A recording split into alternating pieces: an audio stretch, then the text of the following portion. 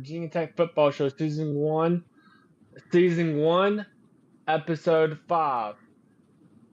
We're here to talk about the Marshall preview. Chase, this podcast won't be long because Chase got somewhere to be. Hey, what's up, Hokie Nation? What's up?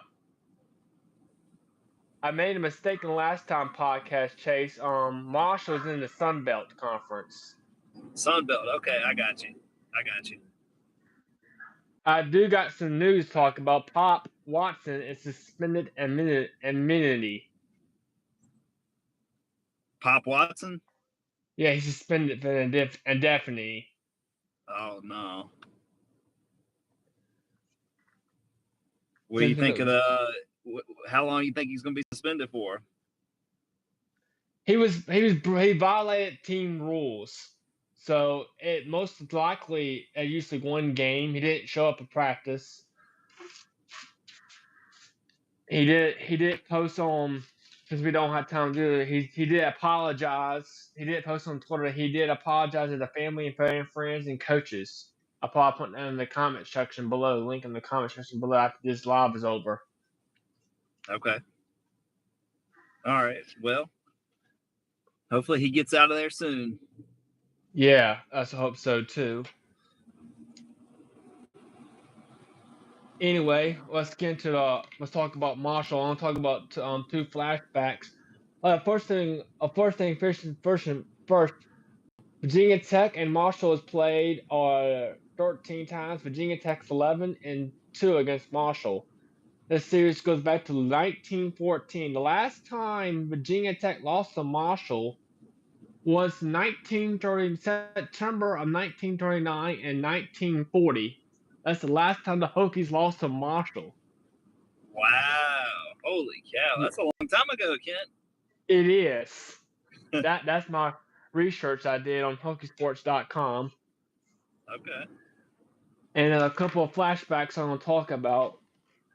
Last time the Hokies played Marshall was 2018, and it was a makeup game from East Carolina because it was a hurricane. You probably remember that Virginia Tech was supposed to play East Carolina early in the season, and they made an excuse in case the hurricane gets wild, we was going to cancel it. However, the hurricane then got wild, and East Carolina chickened out and didn't want to play us, and we end up playing Marshall at the end of the season at a makeup game. It was after we beat UVA. We was 4-6, and we got 5-6 after beating UVA. Then we ended up playing Marshall. Marshall was coming in that game 2018 8-3 and was 5-6, and we destroyed them 42. I'm assuming that's a car going by, right? Yeah, it's a car. We defeated Marshall that year in 2018, 41-20. In the game, and we wasn't supposed to play because East Carolina, but we ended up playing them. Like we crushed them. Bowl eligible, right, Kent? It did, guys, bowl eligible. Like we had Trey Turner. It was Trey. We had Trey Turner, and we just blown them out 40-20. You remember? What do you think about that flashback? I remember that. I mean, I remember they played us on a whim. You know, I didn't know if that game was going to be able to be made up or not. So that was really cool. And the fact that we kept our bowl streak alive that year, you know, that was a huge game. I remember watching. That was my first year out of post graduation. You know, my first football season after a student. So, you know, it was good to see them boys still win and go to the bowl. But, yeah. It's a lot of history in this game, though. You know, Marshall and Virginia Tech have a lot of history, just between players and the matchups and all that stuff. Did you know Brent Pry's dad was a quarterback at Marshall? Yeah, he was. He was on that team when the Marshall football team. I think it's a movie when they died, the plane crashed. The plane crashed. I think it's part of that team. Yeah. I listened to the Sons of Saturday podcast. They were previewing, and from what they were saying, Brent Pry's dad was teammates with a lot of those guys, And apparently there was a couple of ex-Hokies that was helping coach that team too. I believe that was on that plane crash. So it was a lot of history right Yeah, there. I know. And yet, like you said, they made a movie. I believe it was called We Are Marshall. Yeah, we are really good movie. Marshall, and that was a pretty good movie. I hadn't seen it in a while, but Yep. it's a pretty good movie. Kind of close to The Blind Side. Yeah, it is. Yeah, so I'm pro Marshall. I like Marshall. I feel like they have a good story, and they're in West Virginia, so that's our sister state. So Yeah, for a good game, man. Good competitive West game. Virginia. Good. It's rainy here, but up there it's like it's not gonna rain. So that's some good news. Oh, okay, that is good news. Yeah, yeah. Was it a noon game this Saturday? It's noon on ESPN2. Okay, awesome. And another flashback I want to take back was to 2013, and that was kind of rainy. Reason that game is the thumbnail because I couldn't find a good thumbnail of the 2018. So I used the 2013 picture as the thumbnail as this game. You will see it. What was the result of that one? I'm drawing a blank on that one. How did we do? I was there. It was raining. We had to leave, or we start off with a block field goal, not field goal. Excuse me, a block punt by Kyle Fuller, and Darren Delano was the score. And then Logan Thomas. After that game, we played defense again, and then Logan Thomas drive down the field, and we score a touchdown. And we was winning 14-0. Then Marshall scored a touchdown and be 14-7. And they had a quarterback named Cade Cato, and the head coach of that team was Doc Holliday. You heard of him? I have heard of his name. Yeah. Is he still the coach, or what does he do now? No. We would get the coach later. I don't know what he does now, but okay. he led Marshall a couple of years to good, and he fell off the map. And that game 2013, Marshall was tough that year. We tied 14-14, and Marshall took the lead 21. Marshall took the lead 21-14 in that game, in the 2013 season. And the whole entire second quarter and third quarter, it was rainy and we was losing 21-14. I remember Will. I was in the student section. Will had to leave, so we decided to leave, not because we were losing 1-14. He had to be somewhere. So we left and went back to his house in Blacksburg, and I was getting aggravated with the game. We was losing 21-14 the whole entire time. I was being anxious, walking back and forth from the walking back and forth the room, being anxious, aggravated that we're losing 21-14 this Marshall team. And then like 7 minutes in the fourth quarter, Logan Thomas giving the Trey Evans. Trey Evans run all the way to the 20-yard line. Not the first down. First down. It was stuff in the backfield. 4th down and 10. For like 5 minutes in the fourth quarter, Logan Thomas forward to Joshua Stanford. He scored the first down and goal. And then Logan Thomas threw the football. It was tipped. However, Willie Byrne called it. He was called the paper boy because he always delivered. It was 21-21. And then went to overtime. I watched the highlights, so how I remember this. Then went to overtime. We caused Marshall to turn the ball over or something like that. We kicked the field goal. I can't remember the rules exactly. I do know that during overtime you have to go for 2. Ethan Kastner was the kicker, filling in Cole Janelle because Cole Janelle got in trouble with Pot. I'm assuming Pot. They're not gonna get suspended the Pot these days. I'm assuming. Yeah, I don't know how they deal with that now these days. To be honest, Kent, I would think probably still not allowed since it's college. Yeah, and it was legal in 21. Anyway, back to the story. Adrian Kastner missed a field goal, and then blah blah blah blah. We did the opportunity to do it. We block. Then Marshall was gonna kick the field goal. We blocked the. No, we blah blah blah blah. Well, I get that later. We kicked another field goal. Missed the field goal twice. And then Marshall had an opportunity to score a field goal, and Derek Hawkins blocked it. Wow. And then Credo had Marshall opportunity to score a touchdown. Derek Hawkins sacked the guy, fumbled, picks it up, and Cato, the quarterback, stops him. And then Yeah, we that got ain't- third. Go ahead. Go Keep ahead. going. Keep going. Keep going. Keep We going. tried a field goal again. We missed. Good news is we went to third overtime, and kickers out of the equation. Logan Thomas went up the middle, scored a touchdown on the goal line, got a touchdown, had to go for two. I couldn't find the stats on the 2-point conversion, so we got a 2-point conversion. Last chance for Marshall. Marshall threw a football incomplete, and we won 29-21 in 3 overtimes.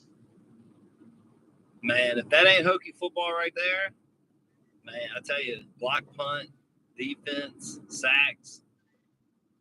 That's us up and down right there. That's a good recap right there, Ken. Yeah. If the Kyle Ford didn't block the punt, we might not have won the football game. Yeah, I know. That was a great recap. I didn't see that game live, so I'll have to go back and watch some highlights. Yeah, it's from 2013. It was from 2013. Okay, all right. Yeah. Back then, the ACC Network, there was no collision game. It was like the best game that people talk about. It was either just regular highlights and it's the game of the week. That's it. There was no collision game highlights back then. Right, okay. Okay, let's go into our regular preview. The head coach of Marshall is Charlie Huff. And Charlie Huff and Brent Pry are best friends. They coached together in that game. They got great respect for each other. What? They were coaching against Tech that year? Who? Marshall. Charlie Huff? Yeah, Charlie and Brent were both on Marshall. I think it's possibility I need to rewatch it. That Brent Pry coach. I think Charlie Huff visited Brent Pry, the team, when Brent Pry was the assistant coach, defensive coordinator at Penn State. Oh, okay, I got you. Okay. And Charlie Huff was not on the Marshall during that time. Charlie Huff has only been the head coach for 3 years, 2021 to the present. Okay, and Charlie Huff was the running back coach / assistant coach at Alabama in 2019 to 2020. He was the assistant head coach in RBC. What's that stands for? RBC? It's a college? Yeah. Assistant head coach / running back coach in RBC. I don't know what that stands for. 2018 in Mississippi State. He was the Penn State with 2014, 2017 running back coach / special teams. Western Michigan running back coach 2013 and Buffalo Bills assistant coach and running back coach. So that's a pretty good resume for this Marshall team. Yeah, for sure. So what do you think about his resume? I think he's got a good resume. I mean, sounds like he knows what he's doing. Yeah, so, he does. I think it's cool how him and Pry are friends, though. I think that's pretty cool. Like you said, a lot of respect right there. Yeah, here's the deal. I know Marshall's in the Sun Belt. The reason I'll go back to the 2013 game, because this game is going to be tough. Their defense, the total defense is number 28. The yard defense is number 2 in the country. Number 4 defense is 18, and the other FPF defense is 13th in the national. So that defense seems pretty good for Marshall. Yeah, I heard they have a really good defense. I heard that, the defense is solid. They got a lot of experience, all that stuff. Yeah, the defense is going to be tough. And they got their running back is, I can't remember, Washeen Al. And the last two, in game 1 against That first time again. They did play against. Hang on, mission team against the first game they played Auburn and Great Danes FCS. They won that game 21-17, and then East Carolina 31 to 17. And the first game was Sheen Al got 18 carries, 137 yards, 2 touchdowns. In game 2 against East Carolina, he rushed for 85 yards, 3 touchdowns, and altogether he got 36 carries, 22 yards, and 5 touchdowns. His career he got. Hang on. In 2021, he got 1,400 yards and 23 touchdowns, 130 carries. So they're coming off a bye week this week? Yeah, they come off a bye week. Marshall had a bye week in that game. And sounds like they've got a good run game. They do. Yeah, from what I heard, they're solid on the run game.